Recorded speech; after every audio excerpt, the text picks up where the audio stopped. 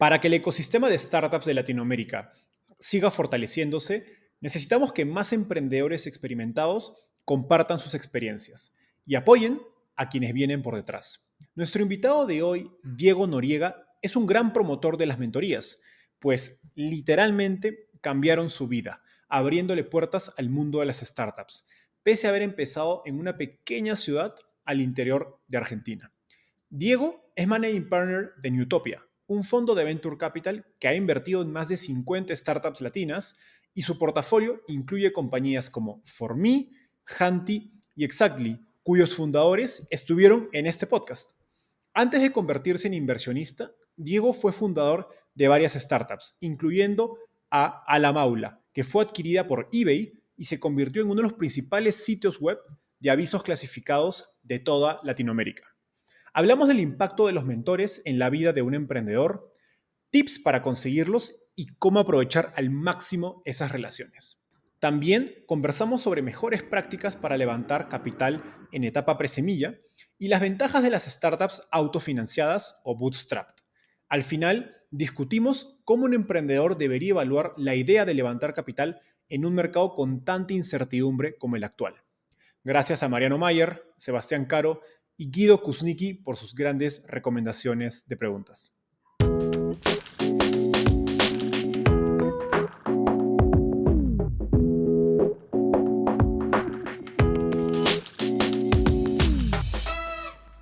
Hola Diego, ¿cómo estás? Bienvenido al podcast. Hola Enzo, muchas gracias por invitarme. Finalmente, aquí en este prestigioso medio de emprendedores, así que de nuevo gracias. Gracias por las palabras. Diego, empecemos con un poco de tu historia. Cuéntanos cómo llegaste al fascinante mundo de las startups. Bueno, soy del interior, como tercer nivel de ciudad de Argentina. Mi cultura tiene mucho más que ver con Bolivia, Perú que con Buenos Aires, para ser sincero, y bastante tradicional, ¿no? Un poco conservador, poca iniciativa privada. Los que conocen Argentina saben que los santiagueños son destacados como los que duermen siesta, medio los vagos, los que no quieren salirse demasiado del status quo. Y también una realidad que es dura, ¿no? 70 y tanto por ciento de la gente trabaja directa o indirectamente para el Estado. Entonces, como buen joven, dije, esto lo voy a cambiar. Vi a mis padres sufrir, querer emprender y no poder, hacer miles de reuniones, propuestas a socios potenciales, ninguno les dijo que dale, vamos a hacerlo. Era en la industria de la salud. Y me decía, yo decía por dentro mío, me encanta armar equipos, siempre he hecho equipos de juegos de deporte, rugby sobre todas las cosas. Y bueno, la combinación de todos esos factores culturales, deportivos, sociales, más el hecho de viajar a Estados Unidos, a terminar mi colegio a los 17 años allá en el estado de Maine, con una gran familia hace 30 años, y dicho sea de paso, la próxima semana vienen en Argentina mis padres de Estados Unidos para festejar ese aniversario, así que estoy súper feliz. Bueno, todo eso, mirar la Argentina desde afuera, mirar Latinoamérica desde afuera, con todas sus penas y frustraciones, como al mismo tiempo de toda la riqueza que existe aquí, tanto naturales como sobre todo las cosas del punto de vista del talento, ¿no? Somos gente extremadamente talentosa, creativa, nos encanta sociabilizar, arreglar problemas, vivimos con problemas, así que todas esas cuestiones han despertado mi alma emprendedora, y más allá de que he hecho la universidad, terminado el título de contador público, se lo regalé a mi mamá y dije, nunca voy a ejercer de contador público. Empecé inmediatamente un MBA y al mismo tiempo que empezaba el MBA me casaba, tenía una hija y emprendía. El combo perfecto para explotar a los 25 años, y así fue. Un poco a los golpes empecé a emprender, y hoy, 23 años después, cofundé 23 compañías, y bueno, ahora estamos acompañando e invirtiendo en emprendedores. Bueno, falta de adrenalina no ha habido en ese inicio de tu carrera emprendedora. Ahora, Diego, hay algo que te he escuchado hablar múltiples veces en entrevistas pasadas, en charlas, que es el rol de la mentoría en tu carrera. Entonces, ese es un tema por el que me gustaría empezar. Y te escuché decir algo que me pareció muy curioso, y es que Endeavor jugó un rol clave en tu carrera, pero que Endeavor no es suficiente, ¿no? Que no basta y llega a un porcentaje muy pequeñito de los emprendedores y por lo tanto hay que complementarlo. Entonces me gustaría explorar cómo podemos, digamos, llevar mejoría a más personas y de mejor calidad, tanto desde lo personal como a nivel de organizaciones que estén trabajando en emprendimiento. Empecemos por lo más básico, digamos. ¿Por qué es tan importante la mentoría? ¿Qué rol ha jugado en tu carrera? ¿Y en qué se diferencia, digamos, del coaching ejecutivo o incluso de un psicólogo? Bueno, Enzo, qué lindo tema, gracias por traerlo. Probablemente los temas que más me gusta conversar y hacer. Todas las semanas tengo al menos 6 mentorías con las empresas en las que hemos invertido, que son 55 hasta ahora. Pero ¿cómo empecé esa vinculación con la mentoría? También a través del dolor. Yo me tomaba un colectivo en Santiago del Estero, un bus, 14 horas hasta Buenos Aires para tener 1 hora de mentoría, la tenía y me tenía que volver a Santiago, es decir, pasaba 2 noches, era tremendamente doloroso, pero también le veía el valor que esto traía, no solamente para mí, sino para mi compañía, para lo que yo después hablaba con mis equipos, les decía, he estado con esta persona, él empezó Mercado Libre y ahora está con miles de empleados, todos los países, wow, alguna vez que tenemos que animarnos a pensar en grande como estas personas. Entonces, verdaderamente que Endeavor me cambió la vida y no sé si se ve en el brazo, que cada vez está con menos músculo, por cierto, pero dice Endeavor ahí.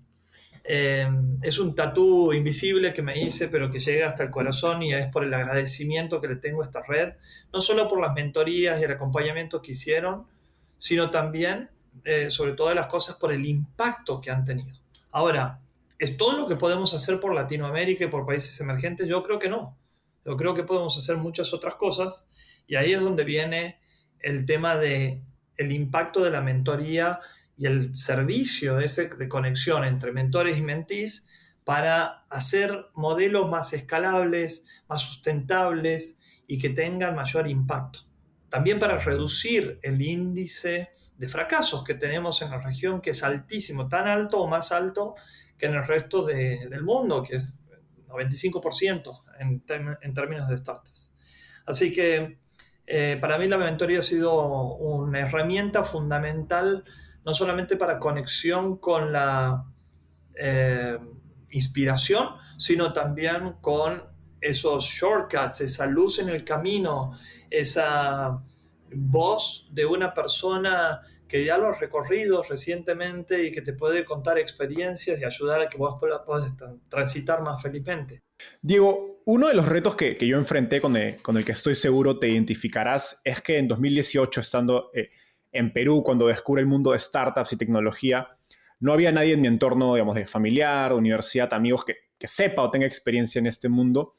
Entonces yo siempre he dicho que mis mentores, digamos, son inversionistas famosos de Silicon Valley como Bill Gurley o Jason Calacanis, a quienes escuchaba todas las semanas a través de podcasts. Cuando estabas empezando, digamos, de joven, en ese inicio y estando en el interior del interior de Argentina, como contabas, ¿cómo hacías para conectarte y exponer tu red de contactos? Y cómo hoy se lo recomiendas a jóvenes que quizás están basados en ecosistemas que aún son más nacientes. Bueno, te envidio a vos que naciste en la época de podcasts, etcétera. Yo probablemente, como le digo a los emprendedores, debería haber nacido 20 años después.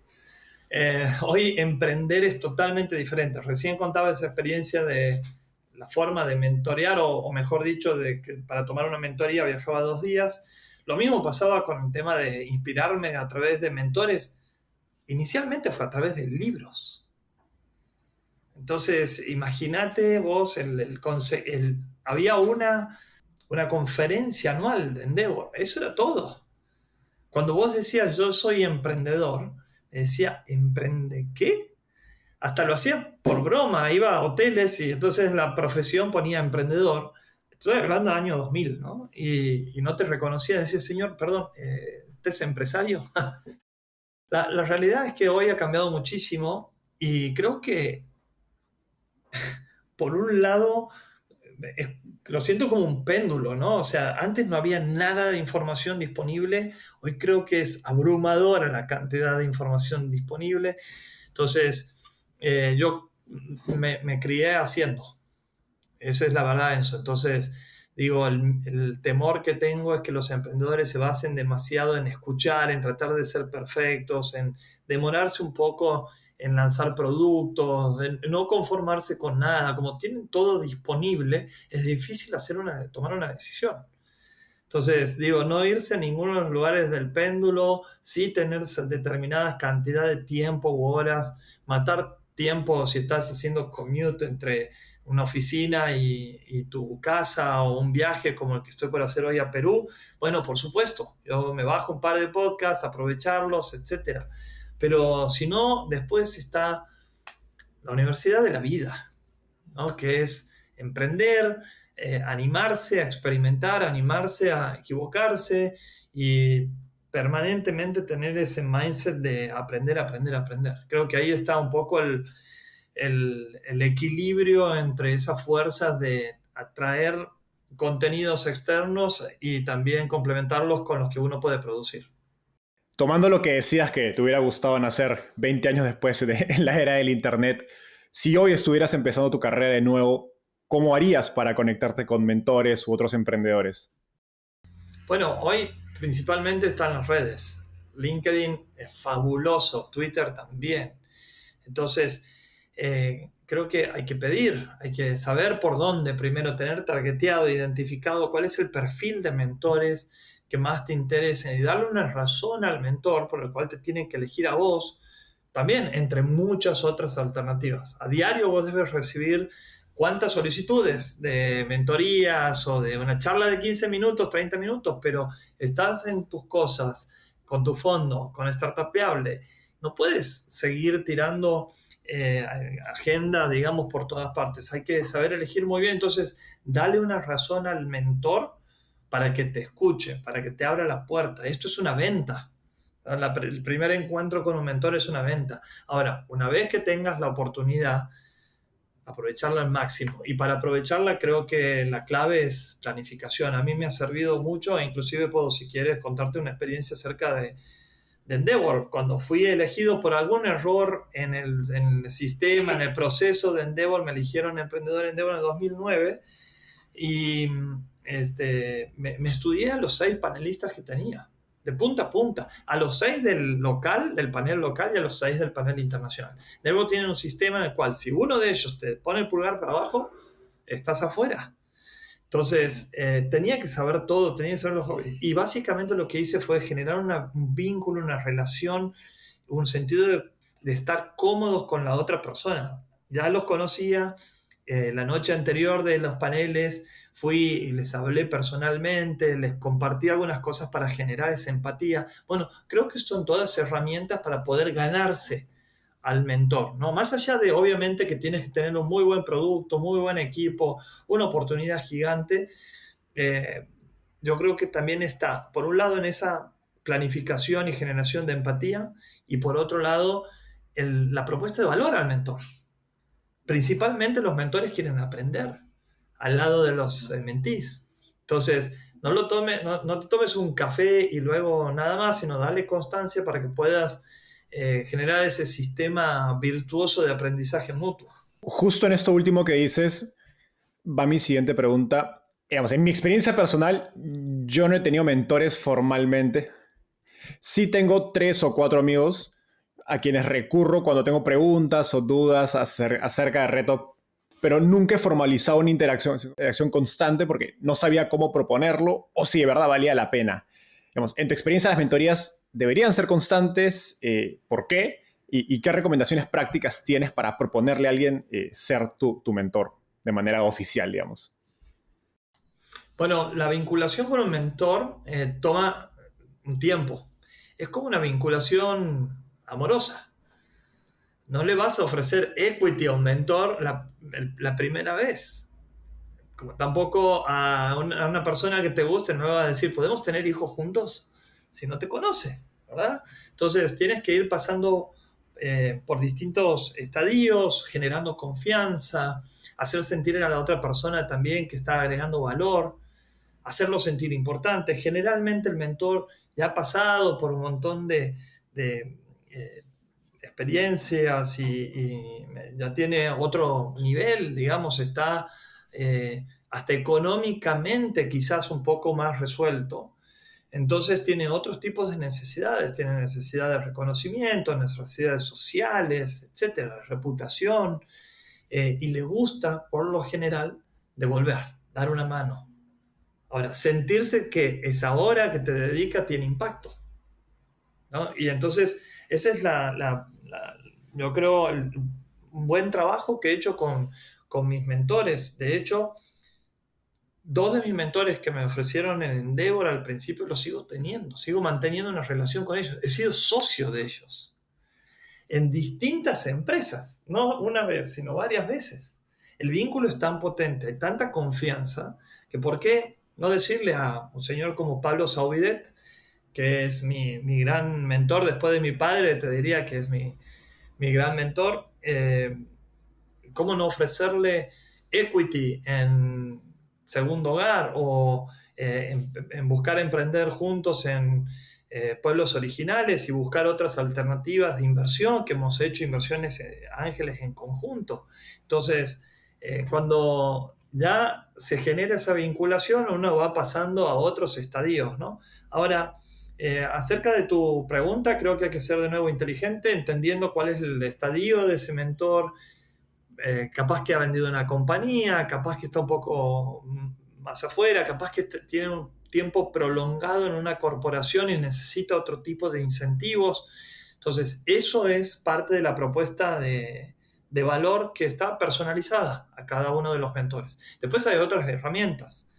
Yo creo que la vinculación mentor y mentí tiene que tener también una compensación, porque tarde o temprano esa vinculación del día a día, sobre todo si el mentor está muy ocupado y tiene otra actividad, bueno, tiene un costo de oportunidad altísimo.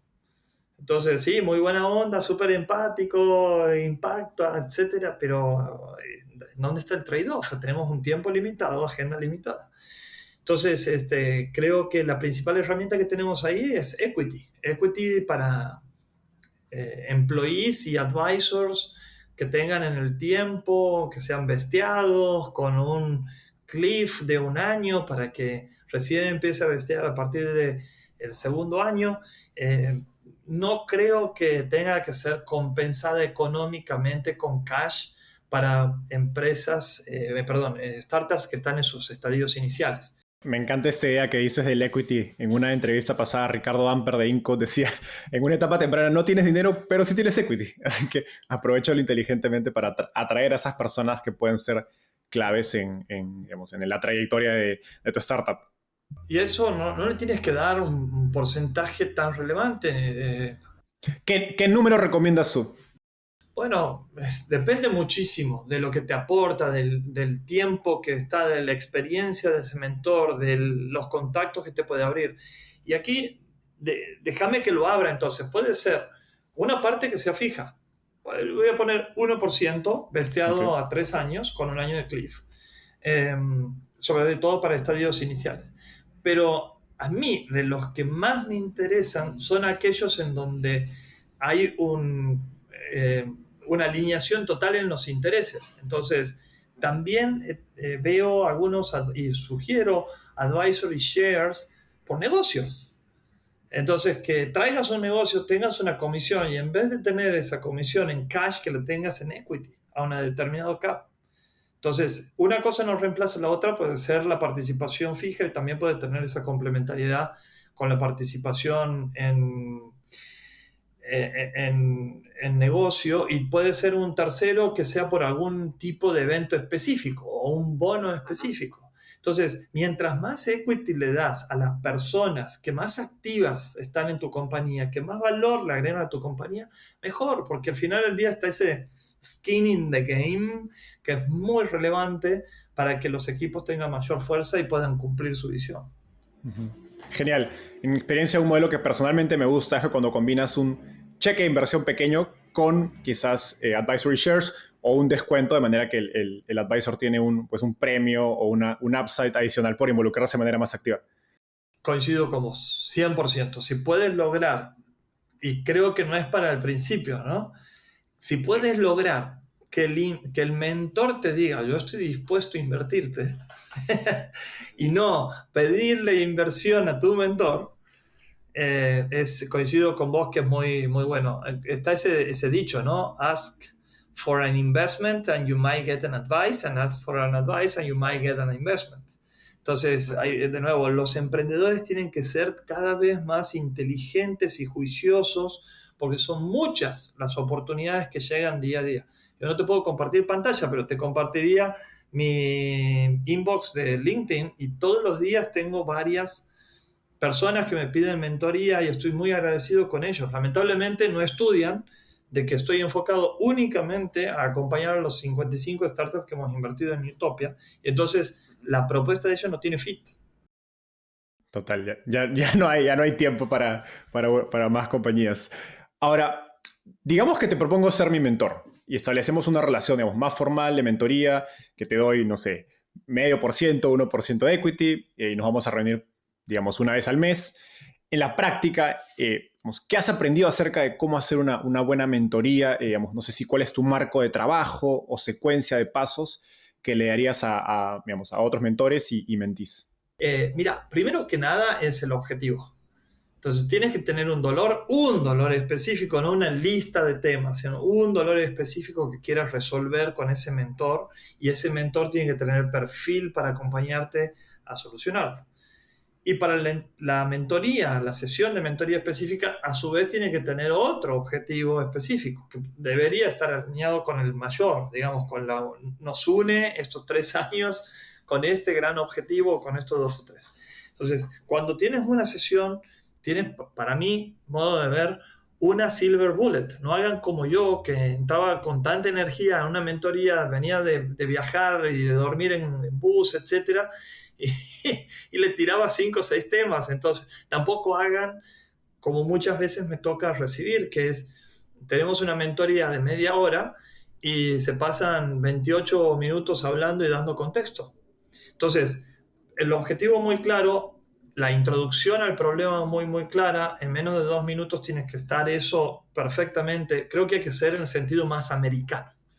Estamos en el mundo de startup. El mundo de Directo. startup es global, hay que ser directo, no temer a que por no romper el hielo y demás, ya para eso tienes el vínculo, no le hagas perder tiempo a tu mentor, dale contexto, dale 2 o 3 números sobre los cuales entienda, sobre todo los números en términos relativos. Si vas a hablar de revenue, habla del revenue y del crecimiento de ese revenue, no solamente que facturas $500,000 porque no sabes cómo vienes creciendo. Bueno, esa información de contexto ya ayuda a poner posición. El tema que quieres discutir y las experiencias que necesitas del otro mentor. Y creo que del lado del mentor también, el mejor mentor es el que te hace pensar más, es el que te desafía más, es el que te hace las mejores preguntas, no el que te da las mejores respuestas, ¿no? Entonces, es una suerte de mentor coach que creo que el emprendedor tiene que ir buscando también y diciéndole cada X tiempo, me sirven tus mentores, dale feedback y de vuelta, ¿no? También, bien americano, bien directo, que duela, pero con mucho respeto, por supuesto, entendiendo de que ambos quieren lo mejor para ese tiempo que tienen para invertir juntos. Y después, para cerrar las discusiones, escribir los takeaways de esa reunión y poner los next steps juntos. Escribiendo esto, bajándolo a una plataforma que todas las sesiones estén documentadas, va a hacer de que tenga mucha más claridad esa vinculación y que el valor sea percibido por ambas partes.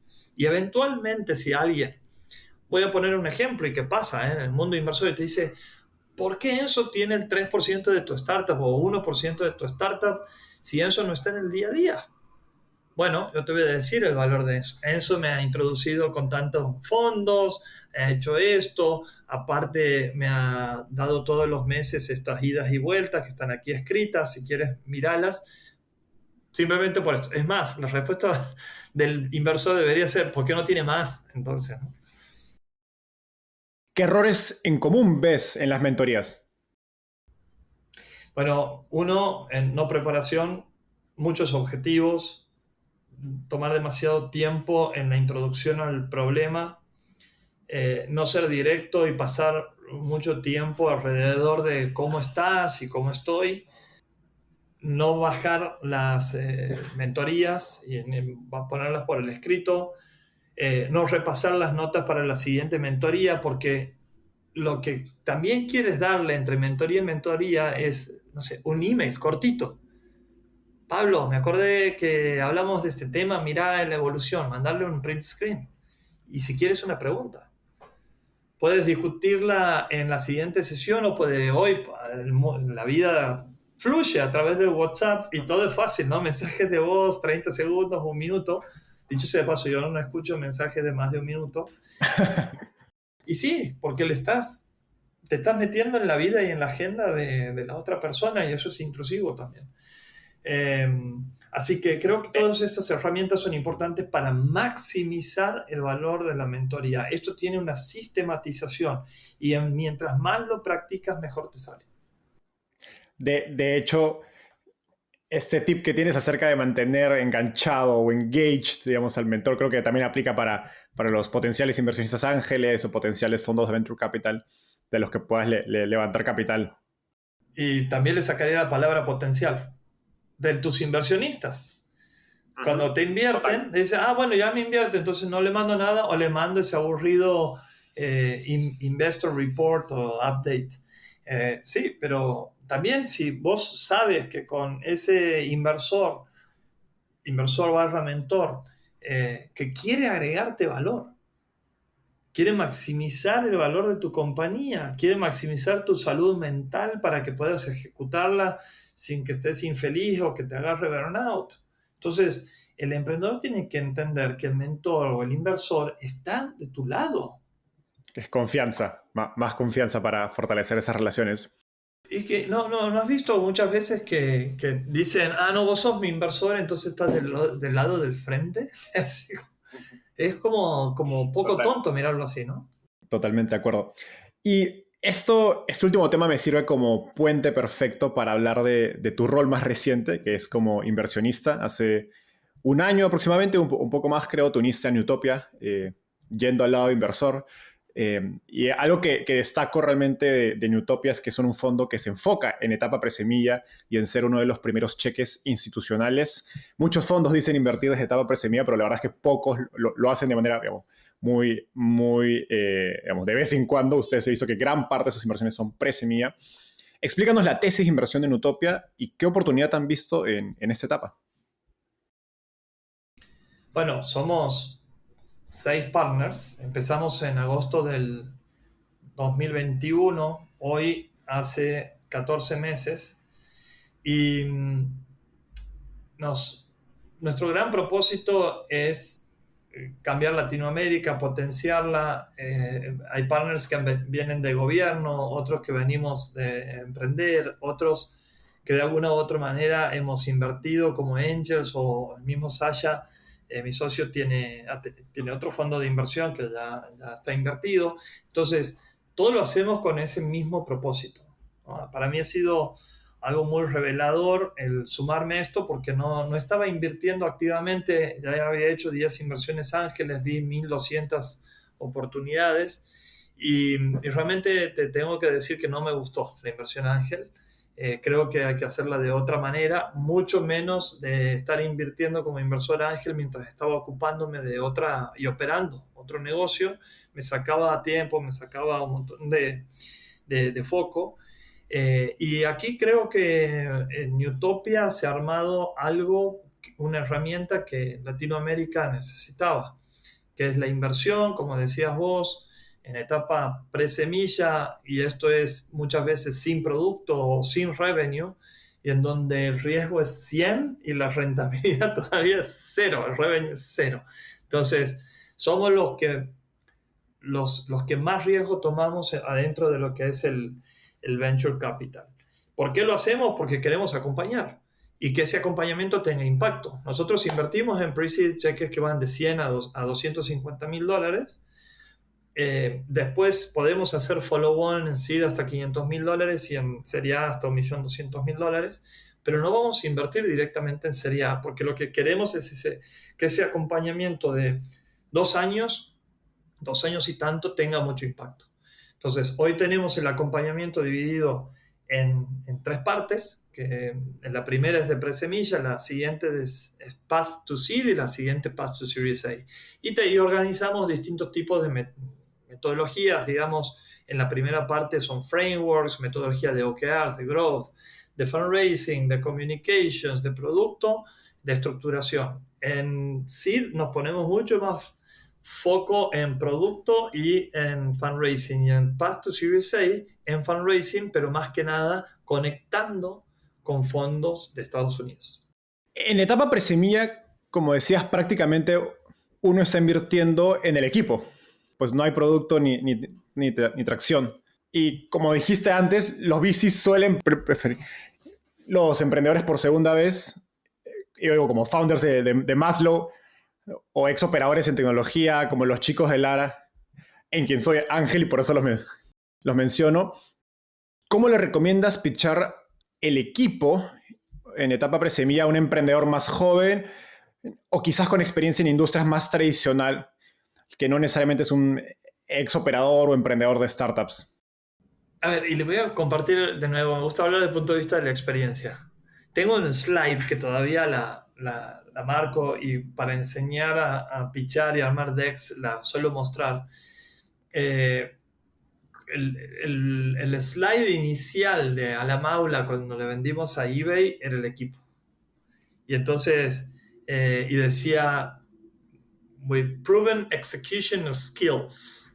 Y decíamos en las empresas donde habíamos trabajado, etc. Yo, de nuevo, era santiagueño, mis socios, los 3 cordobeses, ¿no? Y le estamos pichando a eBay y a uno en Noruega, otro en Dinamarca, otro en Sudáfrica. Yo creo que la complementariedad de los equipos es un factor fundamental. Entonces, no le pongas el título que tiene, sí la experiencia que trae y el valor que aporta. Entonces, que el equipo, lo que pones del equipo, baje el riesgo, le haga pensar al inversor de que este equipo tiene una oportunidad y que se diferencia frente a muchas otras empresas que sin duda deben estar compitiendo ahora o van a competir a futuro en ese mismo vertical. La complementariedad, que son apasionados, que están conectados con el propósito, es mucho más impactante cuando un emprendedor viene y te pichea y dice, yo tuve este problema y por eso es que lo quiero resolver. No sé, una health tech, que puede decir cualquier cosa, ¿no? Me demoraron a mi papá mucho tiempo en atenderlo y no tenían la información, entonces tuvo un diagnóstico tardío. Por eso es que yo estoy tratando de visibilizar y transparentar toda la información médica. ¡Wow! Dices, esta persona lo va a lograr. ¿No? Entonces, creo que esos serían como los 2 puntos más fuertes. Y el tercero que diría es, sí, los advisors ayudan y demás, pero no puedes igualar el tamaño ni el foco que le pones a tus advisors con la gente que está ejecutando todo el día. Entonces, maximiza el espacio y lo que vas a pitchar, etcétera, de los co-founders y de los C-levels que se suman al equipo. Buenísimo, ¿no? Y me encanta esa última aclaración, porque a veces los emprendedores creo que abusan del rol de los advisors en los decks y ponen, pues, no sé, 10 logos y tú dices, bueno, ¿quién está manejando la compañía realmente? ¿Ustedes o los advisors? ¿No? Porque tienen mucho más preponderancia en las diapositivas de su presentación a inversores. Ahora, la industria de Venture Capital se caracteriza por ser poco transparente, y esto exige un proceso de aprender el juego de Venture Capital, que es particularmente retador para emprendedores primerizos, porque pues, primero que tienen que aprender sobre startups y cómo funciona este mundo y a la vez aprender cómo funciona Venture Capital. ¿Cuáles son los, digamos, quick wins en los que les recomiendas enfocarse a emprendedores que están levantando capital por primera vez? Bueno, gracias, Enzo, porque creo que es muy importante hablar de esto, del trabajo que implica ir por el camino del VC-able o de viciable, ¿no? Si decides que quieres levantar capital Si decides ir por el lado prácticamente antinatural en una empresa, ¿no? Que es buscar financiación externa cuando no tienes cash flow. Entonces, históricamente los bancos, las entidades financieras prestan a quienes tienen posibilidad de devolver. No le prestan al que está en condición de calle, a un homeless. Le prestan a los multimillonarios. Entonces, esto es antinatural prácticamente. Ahora, si decides ir por el camino de VC, tienes que hacer mucho trabajo. Esto no es simple. Esto no es fácil. Por más de que encuentres quick wins así de angels que te inviertan, mucho mejor si es Enzo, que tiene una network espectacular y que puede darte una mano con sus experiencias también. Yo creo que el factor más importante es dedicación, consistencia, compartir la comunicación, como hablábamos recién cuando hablábamos de mentores e inversores, pedir ayuda. Es muy importante y un camino que está del costado a la inversión. Ustedes están antes de conseguir la inversión, el emprendedor está en la búsqueda de la generación de confianza y conexión. Recién cuando se genere ese fit va a pasar todo lo demás. Entonces, no creo que hayan segundas oportunidades. Cada uno tiene que saber muy bien con quién está, qué hace, por qué está ahí, cuál es su background, qué le interesa. Adentro de un mismo fondo no es lo mismo hablar con Sasha que con Karin, que es nuestro investor manager. Tienen perfiles diferentes, no sé, uno es female y el otro es hombre, y ven las cosas de manera diferente, que pueden tener conocimientos en distintas industrias. Eso también creo que es muy importante. ¿Con quién te conviene hablar adentro del fondo? Entonces, es mucho estudio. Yo soy de los que creo que requiere dedicación exclusiva cuando estás en fundraising. Y lamentablemente, hoy por hoy, y con este contexto, prácticamente que desde pre-seed estamos en fundraising on todo el tiempo hasta que hacemos Serie A. Los primeros años estás permanentemente haciendo fundraising y teniendo conversaciones con muchísima gente que te puede dar una mano. Creo que un error en el 2015, intentando hacer el Airbnb de Latinoamérica, yo había hecho unas muy buenas, o sea, yo había pagado la pre-seed y metí casi toda la seed. Invertí más de $1 millón míos y después con eso y con cierta atracción fui a buscar seed. Pero después para hacer la serie A, me miré 125 inversores. Miré inversores en Estados Unidos, en Europa. Me fui hasta Europa a picharles esto de Latinoamérica. Ni en Estados Unidos en ese momento invertían en LATAM. Hoy ese contexto ha cambiado radicalmente, pero no son todos los fondos los que invierten en LATAM. Brasil tiene más de 300 fondos, pero no todos invierten en Hispanic Latinoamérica. Entonces, es mucha parte de estudio de ingeniería, de ver ese proceso comercial, tomarlo muy, muy bien. Es un CRM que tiene que estar profesionalizado. Tener mentores y amigos que te ayuden a dosificar ese esfuerzo para poder tener el mejor target. Y después la otra parte que es el arte. La práctica del pitch es para mí fundamental. Y no tienes que pitchar en tu idioma, tienes que pitchar en el idioma de los negocios, en inglés. Tarde o temprano vas a llegar a levantar fondos de Estados Unidos. Si no, ¿cómo vas a llegar al IPO? ¿Cómo te vas a convertir en una multibillion dollar company? ¿O cómo vas a vender en tu compañía siendo un unicornio? Si es que no pitcheas en inglés. Entonces, también es... y aquí, Enzo, te traigo otro punto. Nosotros hacemos de vez en cuando Demo Days y me preguntaba gente, amiga, emprendedora, y me decía, che, ¿quién tiene el mejor producto y la mejor empresa? ¿La empresa A o la empresa B? Y le digo, la empresa B. ¿Por qué? Sabía, dice. Porque la A me da más confianza, pero es por su nivel de inglés. No es por su tracción, no es por su producto, no es por la oportunidad de negocio, sino porque su nivel de inglés me hizo conectar mucho más con lo que está construyendo. Me encanta que haya sido tan directo y transparente acerca del rol del inglés, porque estando en Silicon Valley lo veo, hay cada vez más inversionistas con interés en invertir en Latinoamérica y fondos incluso que no son los más conocidos, que no están viajando a Latinoamérica a hacer eventos, porque no, digamos, no tienen a alguien enfocado exclusivamente en Latinoamérica, pero hay interés, pero tienes que hablarles en su idioma, como dices. Vos sos la prueba viva con lo que acabas de decir de que no es tanto un problema de oferta de capital. El capital está mal demandado. Los emprendedores no hacemos nuestro trabajo y entonces subimos el riesgo y queremos que todo ese riesgo lo asuman los inversionistas que ni siquiera saben qué es Argentina o Perú o dónde está Lima o Buenos Aires. Hablando de ese rol de comunicación, una de las cualidades que más destacan las personas con las que he conversado acerca de ti es tu capacidad justamente de comunicar y contar historias.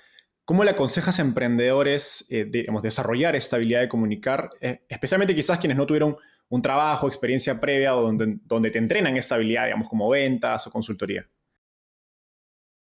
De nuevo, emprender es muy difícil y creo que una de las herramientas que tenemos a disposición para conectar con el mercado, para conectar con el talento, para conectar con inversionistas, para conectar con partners, aliados, etcétera, es el contenido.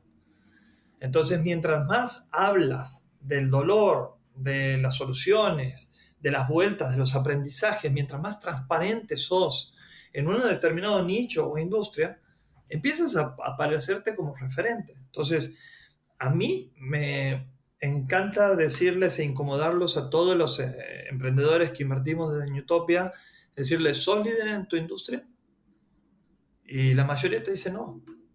¿Y por qué? ¿Qué te hace falta? ¿Dinero? ¿Cuánto dinero crees que te hace falta? ¿Qué capital estás poniendo a esto? ¿Por qué no generas contenido? ¿Por qué no sos generoso con tus clientes? ¿No sientes confianza en lo que das? ¿No temes que tu competencia te lo va a tomar y entonces no vas a compartirlo? Bueno, yo pienso todo lo opuesto. LinkedIn nos ha demostrado, o LinkedIn nos ha demostrado de que hoy te abre orgánicamente muchísima, muchísimo alcance y te posiciona en los targets específicos que vas. Entonces, de nuevo, conocer tu cliente, generarle contenido para ese cliente, y cuando estoy hablando de cliente, al menos recién he mencionado 5 diferentes stakeholders, para cada uno tienes que tener una propuesta de valor. Yo en eso hago post en inglés para conectar con VCs en Estados Unidos, así podemos introducir a las startups que nosotros invertimos, y hago post en español porque, de nuevo, queremos generar un impacto en la TAM. Entonces, creo que ese trabajo tienen que hacerlo muy, muy bien. La comunicación es un don, pero por otra parte se entrena. Yo, Enzo, no sabía hablar. Cada vez que me paraba en clase, ¿no? Y me tomaban una lección, a mí me temblaba el labio, la vocecita se me hacía súper finita, me temblaban las piernas. Temía pasar al frente, temía ser protagonista. Y esto de los emprendedores es, bueno, un camino o el otro. O somos protagonistas y nos comemos el mundo desde el punto de vista de generar valor en la industria en donde vamos a solucionar cosas, y no tengas vergüenza por los posts que haces. El otro día, hace 2 semanas, fui al Latin American Venture Capital Week en Nueva York y me tomé una foto en el Hilton, que es donde negociamos a la maula con eBay. Digo, no puedo publicar esta foto. ¿Qué significa sacarme una foto enfrente del Hilton? Me desperté temprano en la mañana siguiente, hice un post, escribí la historia de cómo negociamos y que me hicieron cambiar el plan de negocio, y que de la mañana a la tarde presenté otra empresa, literalmente, para los próximos 5 años. Y fue el post que más engagement generó en mi historia. 360.000 personas lo vieron, 3.000 y pico de personas lo likearon, más de 300 personas lo hicieron, le dieron comentarios, y más de 30 y pico de personas lo compartieron.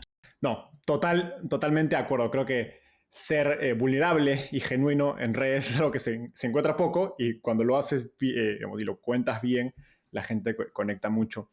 Ahora, justo ahora que hablabas el rol de levantar capital y hablamos de Silicon Valley, Hace un par de años, en una entrevista, dijiste algo que se me quedó mucho en la mente y decías que los consejos de levantamiento de capital que usualmente se dan en Latinoamérica aplican para Silicon Valley y no necesariamente para la realidad de nuestra región y que eso genera expectativas falsas y a veces frustraciones en los emprendedores.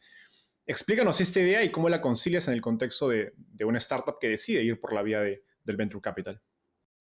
Sí, a pesar de que ha cambiado el contexto, eso lo dije hace un par de años, pero lo sigo sosteniendo. Hay muchas cosas que aplican para mercados diferentes al de Latinoamérica, entonces se tiene que entender el juego en Latinoamérica. ¿Sí? Se tiene que saber que el camino del venture capital no es para todos los emprendedores, es para algunos, muy pocos. Es tremendamente angustiante, desafiante. Tenemos que tener los mejores equipos del mundo. El contexto de hoy, post pandemia, nos hace un mercado competitivo a nivel global. Cualquiera puede venir con una super app y bajarla aquí con todos los aprendizajes que ha tenido, no sé, en Corea. Así que yo creo que hay que tener cuidado con todo lo que leemos, como hablábamos hace un rato. No todo aplica aquí. En esta región, pero también creo que si jugamos al mercado global, vamos a necesitar capital también de fondos de Estados Unidos y de otros países, y tenemos que ser muy consistentes y consecuentes con lo que hacemos, ¿no? Entonces, yo creo que hay que tener los pies en la tierra, ser humildes, ser austeros, porque no es tu dinero, es dinero que tienes prestado a través de un safe, a través de un convertible note, a través de un warrant. Te lo prestaron para que lo ejecutes. No es tu dinero. No puedes festejar por tener una inversión. Tienes que dormir poco porque es una responsabilidad inmensa recibir una inversión. Totalmente. Hablando de austeridad, te he escuchado hablar a lo largo de tu carrera mucho sobre bootstrapping. Incluso tienes un podcast que me encantó donde hablas de uno de tus libros favoritos que es Customer Funded Business, que significa negocios fondeados por clientes en español. Pero en un fondo de Venture Capital, digamos, no basta con poco crecimiento, como decías. Es para unas pocas compañías y el 80-90% de retornos de un fondo de Venture Capital vienen de una o dos o tres empresas que la sacan del estadio, pues si hacen, como decías, un multibillion dollar company. Al pasar del lado de, digamos, de emprendedor a inversor, ¿cómo ha evolucionado tu manera de pensar acerca de los pros y cons de levantar capital versus bootstrapping? ¿Y cuándo recomendarías que es mejor uno o el otro? No ha cambiado demasiado. Así que lo que escuchaste en aquellos podcasts sigue siendo real. Yo creo que la gran masa de emprendedores están en un camino que no necesitan fondearse a través del venture capital o del capital de riesgo. Pueden fondearse, sobre todo deben fondearse a través de clientes. Y mientras más dinero tengas de tus clientes, más invertible vas a ser. Por bancos, por inversionistas privados, por públicos, por cualquier tipo de inversionistas. Entonces, el bootstrapping es un mindset, es una mentalidad austera, como decíamos recién, que yo me puedo mantener y tengo que estar buscando permanentemente el path to profitability, es decir, cómo hago que mi empresa sea autosostenible. Fíjate vos, el tiempo no nos ha dado la razón. Hoy ha cambiado el contexto.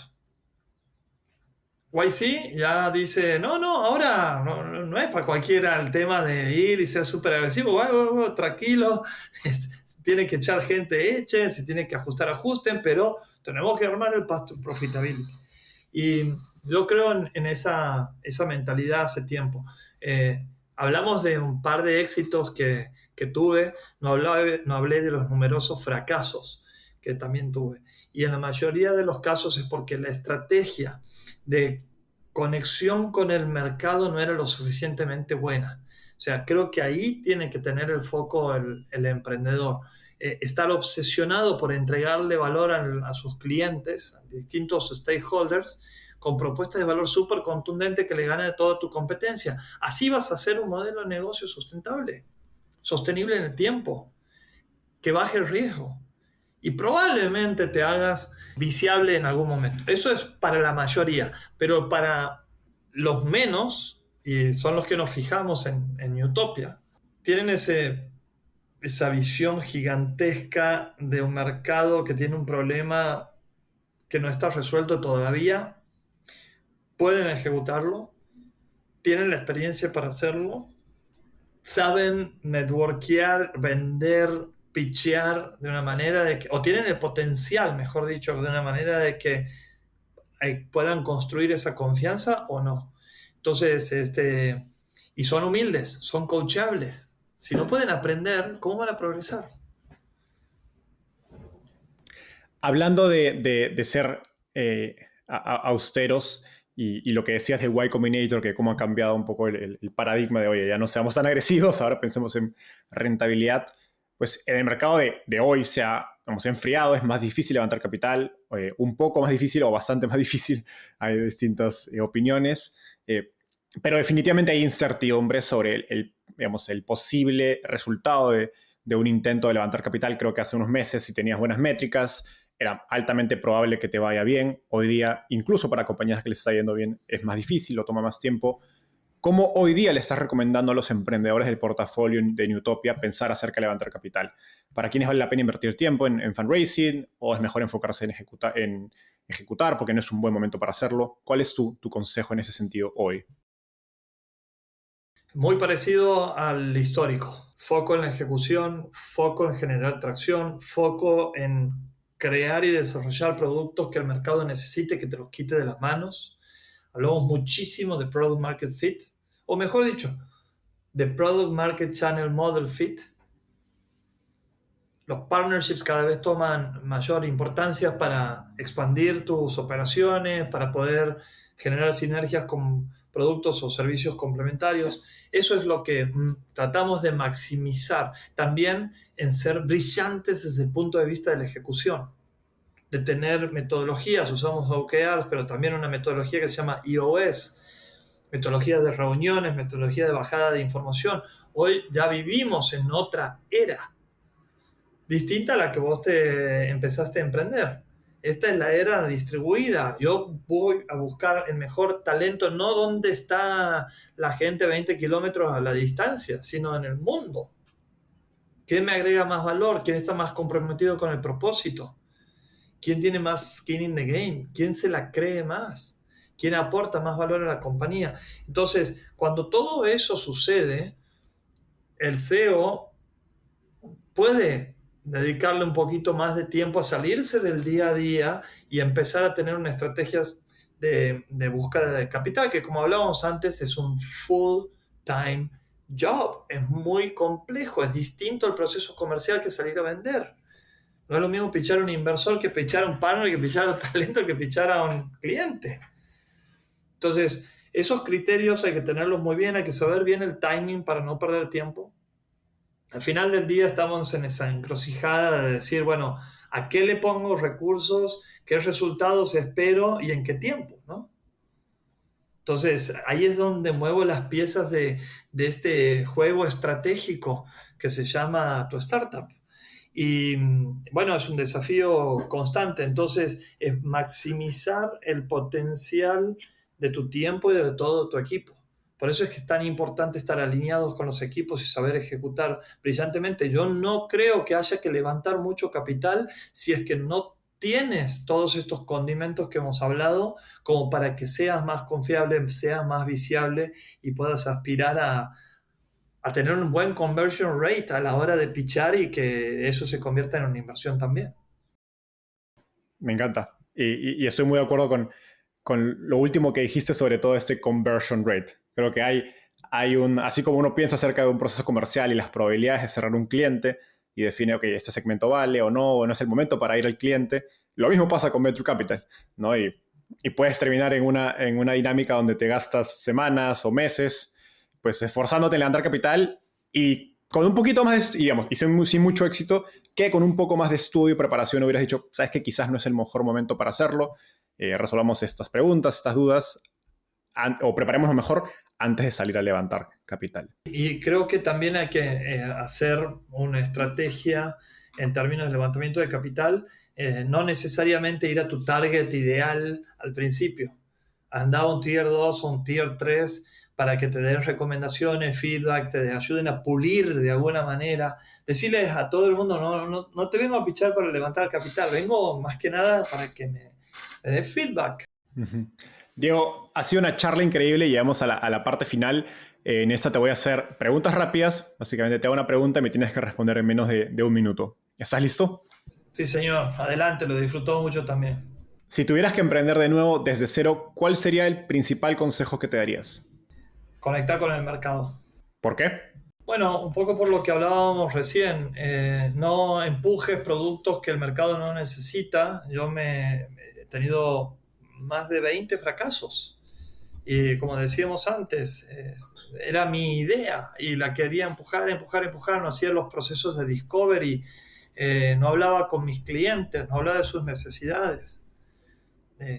O en algunos casos, como en esta que intenté hacer el Airbnb, que se llama Segundo Hogar, empecé a hablar, pero en el tercer año, cuando ya era demasiado tarde, y me di cuenta de que lo que necesitaban mis clientes era otra cosa, no era un modelo de negocios B2C, perdón, sino que en realidad era un B2B2C. Pero bueno, los cambios son tardes, así que hablar y no creer ni confiar tanto en tus ideas, sino más que nada la respuesta que te dé el mercado. ¿Cuál ha sido el libro más influyente en tu camino por el mundo de las startups?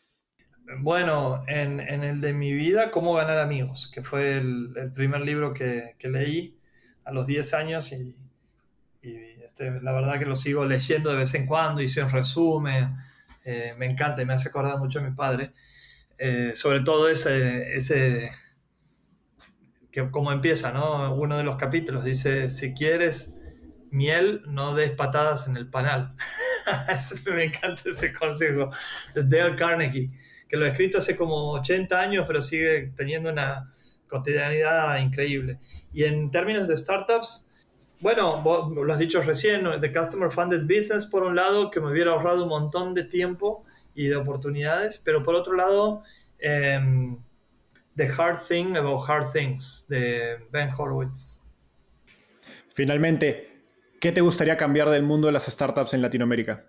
Que sí creamos que tenemos el talento, la pasión, las conexiones como para animarnos a competir a nivel global. No es para todos, pero sí me gustaría que ese mindset sea una realidad en Latinoamérica. No puedo estar más de acuerdo. Diego, una gran manera de cerrar este podcast. Gracias por darte el tiempo. Un gusto conversar contigo. Nos vemos en un próximo episodio. Bye. Un abrazo grande. Gracias, Enzo. Saludos para todos.